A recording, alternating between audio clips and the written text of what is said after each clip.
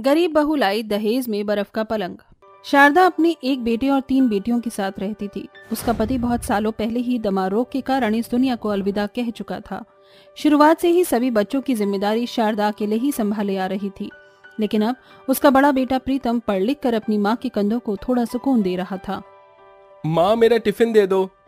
देख, वहीं रसोई में बना हुआ रखा है, वहीं से ले ले। अच्छा। भैया, आप काम पर जा रहे हो? हाँ, जा रहा हूँ। कोई बात? नहीं, बस मैं बोलने आई थी कि ध्यान से जाना। प्रीतम ने अपनी सबसे छोटी बहन की तरफ मुस्कुराकर देखा और फिर वो काम पर चला गया। प्रीतम अपने शहर से बाहर काम करता था। वो रोज सुबह काम के लिए निकल जाता और रात तक घर लौट कर आता। ऐसे ही सिलसिला जारी था। शारदा और तीनों बहनें भी घर के खर्चों में सहारा लगाने के लिए घर में ही फूलों की माला गूंथने का काम करती थी। बेटा, आज पूरी 50 मालाएं बनानी है। नो प्रॉब्लम माँ, हम 50 क्या 100 मालाएं भी बना देंगे। हाँ हाँ, जानती हूँ, मेरी बेटियों के हाथों में तो मशीन फिट है ना? चारों माँ बेटी ऐसे ही हंसी खुशी अपना काम कर रही थी। ऐसे ही सिलसिला जारी था। प्रीतम जिस कंपनी में काम करता था, एक दिन उस कंपनी में उसके मालिक की बेटी शिवांगी आई। आज से आप सभी के बॉस मैं हूँ। पापा कुछ दिनों के लिए विदेश गए हुए हैं, तो कंपनी को मैं ही संभालूंगी। शिवांगी गोरी चिट्टी बहुत ही सुंदर लड़की थी। उसे देखते ही प्रीतम उसके ऊपर लट्टू हो गया। अब तो वो बस शिवांगी को देखने के बहाने ढूंढता था। क्या देख रहे हो? ओ प्रीतम भाई, मैं तुमसे ही पूछ रहा हूँ। हाँ हाँ हाँ, कुछ भी तो नहीं। प्रीतम ने बात को बदल दिया, लेकिन वो सच में ही शिवांगी को बहुत ज्यादा पसंद करता था। ऐसे ही दिन पे दिन बीतते रहे और एक दिन सही मौका देखकर प्रीतम ने कंपनी में ही शिवांगी को प्रपोज कर दिया। मैं भी जिस दिन से इस कंपनी में आई हूँ, तब से ही तुम मुझे अच्छे लगे प्रीतम। मैं तुमसे शादी के लिए तैयार हूँ, लेकिन मेरी मंजूरी से ज्यादा जरूरी मेरे पापा की मंजूरी है। मैं उनसे बात कर लूंगा। प्रीतम ने शिवांगी का तो दिल जीत लिया था, लेकिन उसके सामने शिवांगी का बाप एक बहुत बड़ी चुनौती की तरह खड़ा हुआ था। जब शिवांगी का बाप विदेश से लौट आया, तब शिवांगी ने उसे प्रीतम के बारे में बताया। पापा, वो बहुत अच्छा लड़का है। नहीं बेटा, सिर्फ अच्छाई से कुछ नहीं होता। अच्छाई तुम्हें सिर्फ अच्छा महसूस करवा सकती है, लेकिन वो तुम्हारा पेट नहीं पाल सकती और ना ही तुम्हारी ख्वाहिशों को पूरा कर सकती है। मैं ऐसे प्रीतम के हाथों में तुम्हारा हाथ नहीं दूंगा। तो ठीक है, फिर मेरी भी एक शर्त है। मैं भी किसी से भी शादी नहीं करूंगी। शिवांगी, तुम समझ नहीं। पापा, आप नहीं समझ रहे हो। आप भले ही मेरी शादी CEO से ही क्यों ना करवा दो, लेकिन पैसा मुझे वो खुशी नहीं दे पाएगा जो मैं प्रीतम के साथ महसूस करती हूँ। अच्छा ठीक है, अगर उसका प्यार तुम्हारे लिए इतना ही सच्चा है तो मैं उसे आजमाना चाहूंगा। प्रीतम को बिना बताए शिवांगी के बाप ने उसका टेस्ट लिया। जब शिवांगी और प्रीतम गार्डन में बैठे हुए बातें कर रहे थे, तब उसके बाप ने वहाँ कुछ गुंडों को भेजा। अगर ये मेरी बेटी से सच्चा प्यार करता है तो ये इन सभी का सामना करेगा, और अगर नहीं तो ये लल्लू डर कर भाग जाएगा। उन गुंडों ने आकर शिवांगी के साथ छेड़खानी शुरू कर दी। ये सब कुछ देखकर प्रीतम को गुस्सा आ गया और वो उन सभी पर टूट पड़ा। बहुत देर गुंडों और प्रीतम के बीच बिल्कुल फिल्मों की तरह फाइट हुई, लेकिन प्रीतम ने उन सभी से हार नहीं मानी। बहुत देर पिटने के बाद भी वो शिवांगी को छोड़कर नहीं भागा। शिवांगी ये सब कुछ देखकर बहुत डर गई थी। कौन हो तुम लोग? चले जाओ। प्रीतम, प्रीतम। वो गुंडे प्रीतम को पीट रहे थे कि तभी पीछे से शिवांगी का बाप आया। रुक जाओ। उसके ऐसा बोलते ही सभी गुंडे रुक गए। तुम्हारा काम पूरा हुआ, अब जाओ। पापा? बेटा, मैं प्रीतम को आजमाना चाहता था और इसने ये टेस्ट पास कर लिया। मैं देखना चाहता था कि मुसीबत में ये तुम्हारा साथ देगा या नहीं, और इसने दिया। मैं तुमसे बहुत खुश हूँ बेटा। मैं शिवांगी की शादी तुमसे करवाने को तैयार हूँ। इतना सुनते ही मानो प्रीतम के सारे घाव भर गए और प्रीतम को उसके होने वाले ससुर ने गले लगा लिया। फिर क्या था, सभी की रजामंदी से प्रीतम और शिवांगी की शादी हो गई। शिवांगी अपनी शादी में भर भर कर दहेज लेकर आई थी, जिसे देखकर शारदा भी बहुत ज्यादा खुश थी। अब शादी हुए 1 महीना बीत चुका था। ले बहू, आज मैंने खीर बनाई है। किस खुशी में माँ? आज तेरी और प्रीतम की शादी हुए 1 महीना जो हो गया है। आपको याद था? शुक्रिया माँ। इतने कम समय में ही शिवांगी अपनी ससुराल में बिल्कुल घुल मिल गई थी। वो सभी बहुत प्यार से एकदम खुशी खुशी रहते थे। ये देखो भाभी, मैंने आपके लिए गुलाब के फूलों का हार बनाया है। बहुत सुंदर है, शुक्रिया। ऐसे ही खुशी खुशी शिवांगी के अपने परिवार में दिन बीत रहे थे कि एक दिन शारदा मंदिर से लौट रही थी और लौटते वक्त उसका एक कार से एक्सीडेंट हो गया। शिवांगी भी उसी के साथ ही थी। माँ उठिए, अरे कोई तो मेरी मदद करो। मेरी सासू माँ को कोई तो अस्पताल पहुँचाओ। शिवांगी रोते हुए सभी से मदद मांगने लगी। कुछ भले लोगों ने उसकी चीख पुकार को सुनकर उसकी मदद कर दी और शारदा को अस्पताल पहुंचा दिया। शिवांगी ने ये खबर अपनी ननंद और पति को भी सुना दी थी। वो सब भी जल्दी से अस्पताल ही आ गए। डॉक्टर अब मेरी सासू माँ कैसी है? देखिए, उन्हें जो चोट आई है उस पर तो हमने मरहम पट्टी कर दी है, लेकिन क्या हुआ मेरी माँ को? उन्हें पैरालिसिस की प्रॉब्लम हो गई है। क्या? जी, लेकिन चिंता मत कीजिए, अभी सिर्फ इस परेशानी की शुरुआत हुई है। अगर आप इनका अच्छे से ख्याल रखेंगे तो ये जल्दी ही ठीक हो जाएंगी। हमें क्या करना होगा? देखिए, इस परेशानी में आइस बहुत अच्छी रहती है। अगर आप इन्हें आइस बेड यानी बर्फ के पलंग पर लेटाएं तो ये बहुत जल्दी अच्छी हो जाएंगी। डॉक्टर की बात सुनकर प्रीतम चुप हो गया। अब वो गरीब आइस बेड का इंतजाम कैसे करता? प्रीतम निराश सा ही 2 दिन बाद अपनी पैरालाइज माँ को घर लेकर पहुंचा और घर आकर वो हैरान हो गया। सरप्राइज! ये क्या है? ये मेरी प्यारी सासू माँ के लिए मेरी तरफ से एक छोटा सा तोहफा है, बर्फ का पलंग। लेकिन इसके लिए तुम्हारे पास पैसे कहाँ से आए? मैंने अपने पापा को बोलकर ये मंगवाया है। अब कुछ मत बोलना, क्योंकि मेरी सास मेरे पापा की भी समधन है। इस नाते उन्होंने ये छोटी सी मदद की है। अपनी बहू की बातें सुनकर शारदा मन ही मन बहुत खुश हुई। प्रीतम ने संभल कर अपनी माँ को बर्फ के पलंग पर लेटा दिया। शारदा को उसकी बीमारी के हिसाब से बेस्ट दवा मिल चुकी थी। कुछ दिनों में शारदा उस पलंग पर लेटने की वजह से बिल्कुल ठीक हो गई और उसके सभी घाव भी भर गए। आज अगर मैं चल फिर पा रही हूँ तो सिर्फ मेरी बहू की वजह से। भगवान तुझे सदा सुहागन रखे। शिवांगी शारदा की बात सुनकर मुस्कुराने लगी।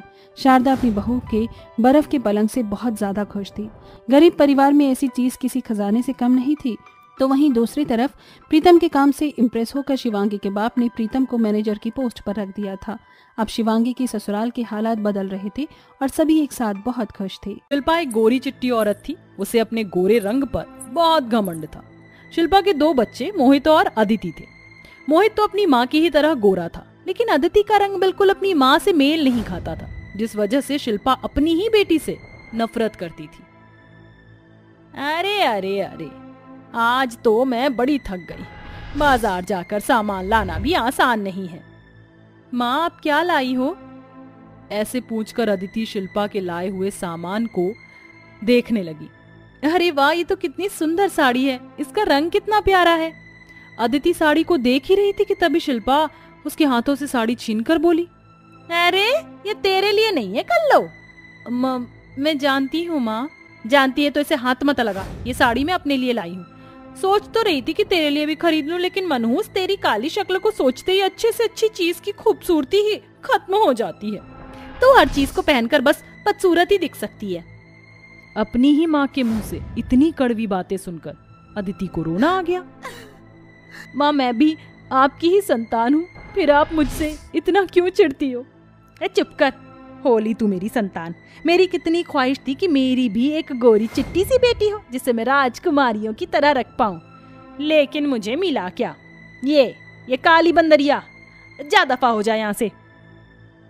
शिल्पा ने बिना बात ही अपनी बेटी को बहुत बातें सुनाई। अदिति दुखी हो गई और अपने कमरे में जाकर रोने लगी, लेकिन शिल्पा ने उसकी तरफ ध्यान भी नहीं दिया। कुछ देर बाद मोहित घर आया। माँ, अदिति कहाँ है? कमरे में है। सुबह से ही ड्रामे शुरू कर रखे हैं उसने। जरूर आपसे ही उसकी कोई बात हुई होगी। अदिति। मोहित अदिति के कमरे में चला गया। अदिति रो रही थी। मोहित ने किसी तरह उसे चुप करा लिया। तू माँ की बातों को दिल पर मत लिया कर। तू तो जानती है ना, उन्हें तो ऐसे बोलने की आदत ही है। देख, तेरे भैया को तेरी आंखों में आंसू नहीं, बस शरारत अच्छी लगती है, इसलिए अब से नो रोना धोना, ओके? जी भैया। चल तो अब हंसकर दिखा। मोहित अदिति के साथ खेलने लगा। अदिति को हंसी आ गई। उसकी माँ जितनी जुल्मी थी, उसका भाई और बाप अदिति का उतना ही ध्यान रखते थे। ऐसे ही दिन बीत रहे थे और अब अदिति के भाई मोहित की दिशा नाम की एक गोरी चिट्टी लड़की से शादी हो चुकी थी। शिल्पा ने दिशा का सिर्फ रंग रूप देखकर उसे अपने बेटे के लिए चुन लिया था। दिशा बहुत ही घमंडी और एटीट्यूड वाली लड़की थी और अब दोनों गोरी गोरी सास बहू मिलकर बेचारी अदिति पर खूब जुल्म ढाते थे। मैंने कितनी बार बताया है कि मैं शुगर फ्री टी ही पीती हूँ। काली कलूटी, तू चाहती है कि मेरी फिटनेस खराब हो जाए? हो भी सकता है बहू, ये काली खुद तो किसी भी गिनती में नहीं है। ऐसी बात है तो ये ले।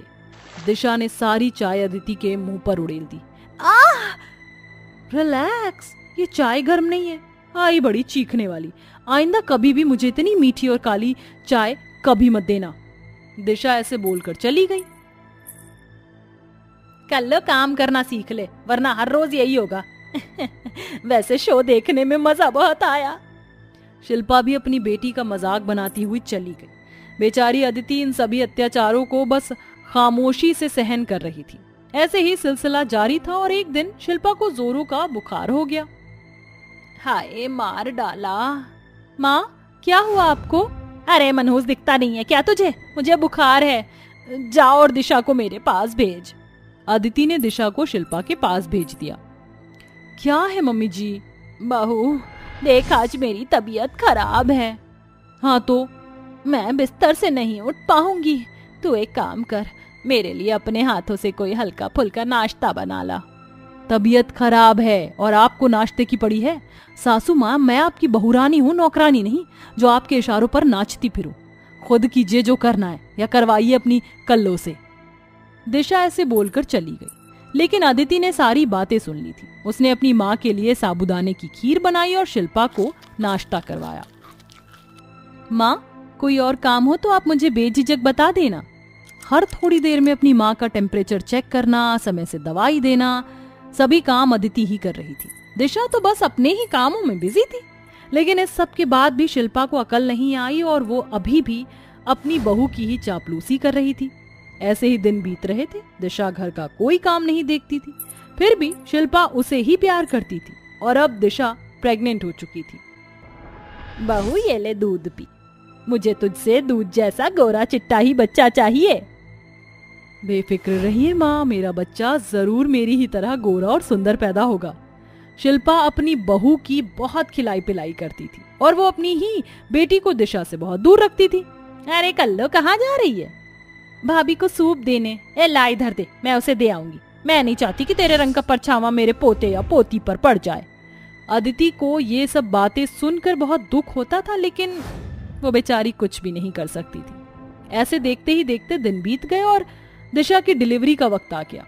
शिल्पा और दिशा दिल से गोरे बच्चे के इंतजार में थी, लेकिन हुआ कुछ ऐसा जो बड़ा ही चौंका देने वाला था। बहू, तेरी बेटी तो जरा भी तेरे रंग पर नहीं है। सही कहा माँ।